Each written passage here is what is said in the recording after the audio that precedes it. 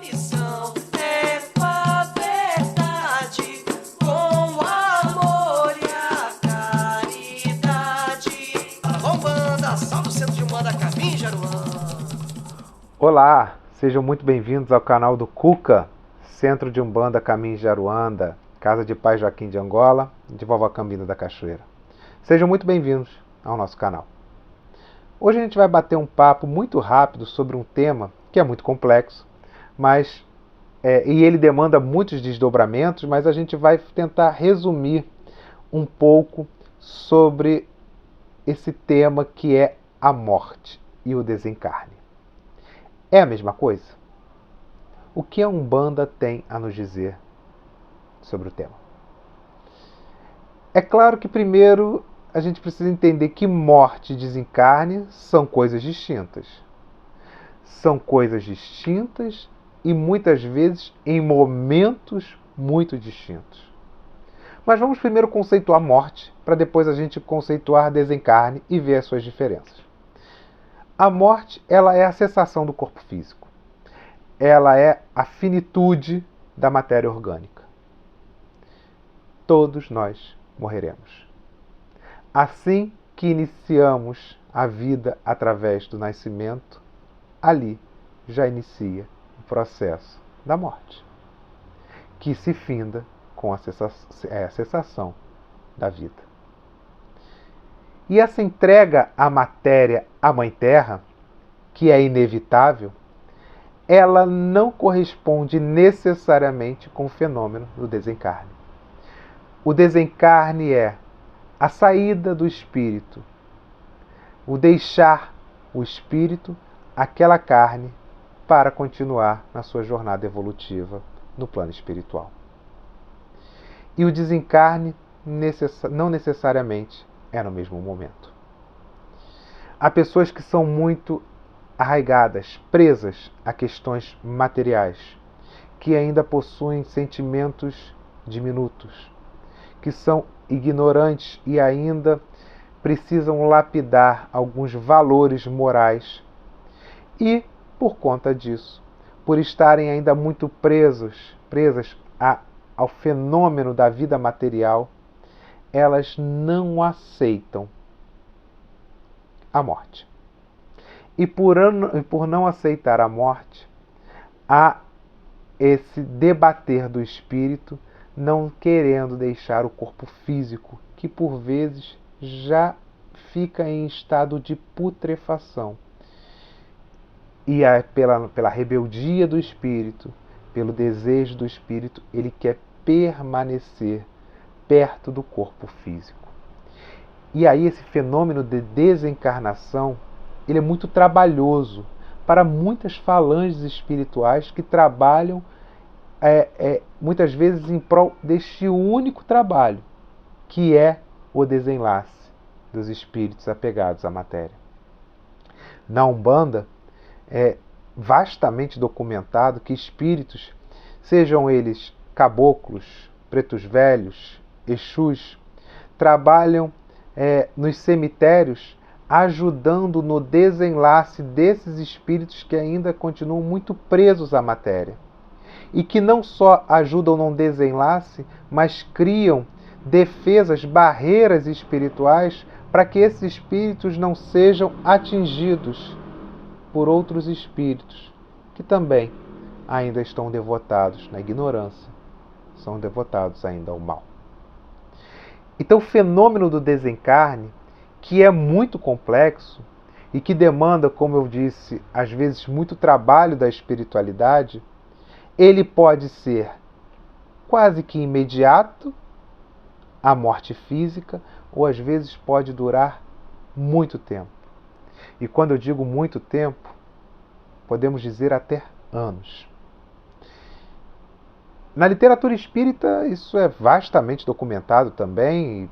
A gente pode falar sobre vários livros, mas um em especial que foi até estudado no Cuca, ele traz como se dá o fenômeno do desencarne e da morte, que é o livro Voltei, do irmão Jacó, psicografia de Francisco Cândido Xavier, e que é um livro quase que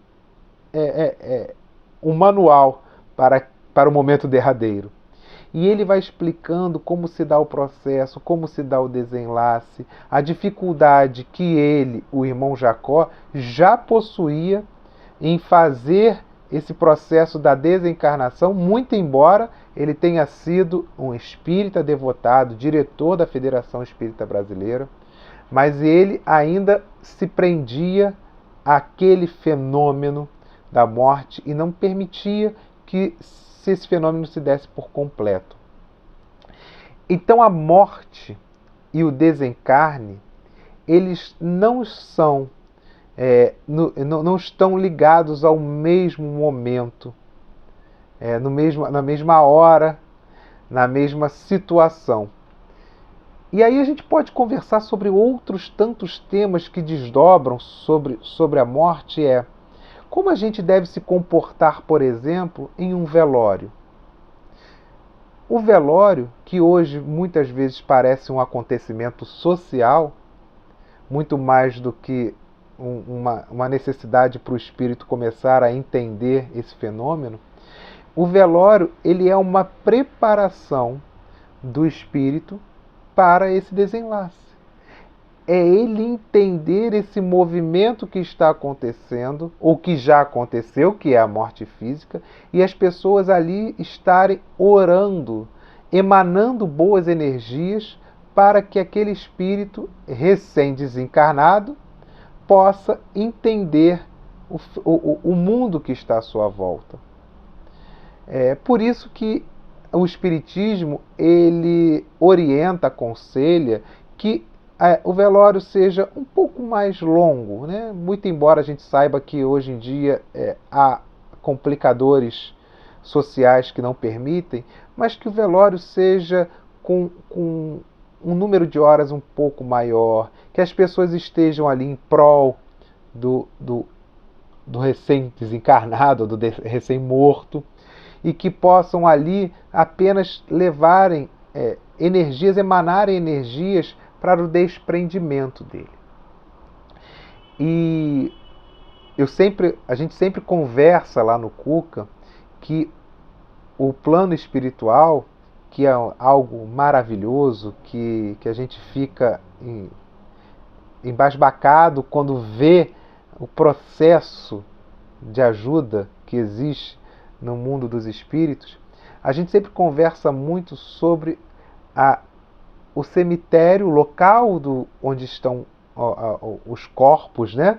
Onde está ali o fenômeno de fato da morte, e os espíritos tão devotados ao bem, com o único propósito de ajudar aqueles que muitas vezes eles sequer conheciam, mas que estão ali em prol do Cristo, em prol do amor, em prol da humanidade, para poder receber os espíritos na sua nova morada, ou na sua antiga morada.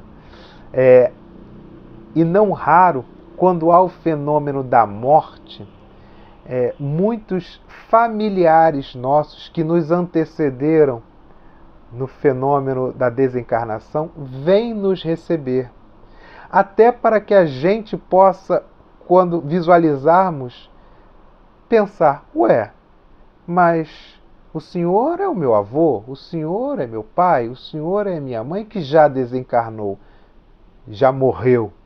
Então, se eu estou lhe vendo, é porque eu também morri, é porque eu também desencarnei. Então, quando os familiares nos recebem, assim quando nós desencarnamos, quando nós morremos, é uma forma de já trabalhar no nosso psicológico, no emocional daquele recém-desencarnado, a ideia do novo plano, a ideia de uma nova morada.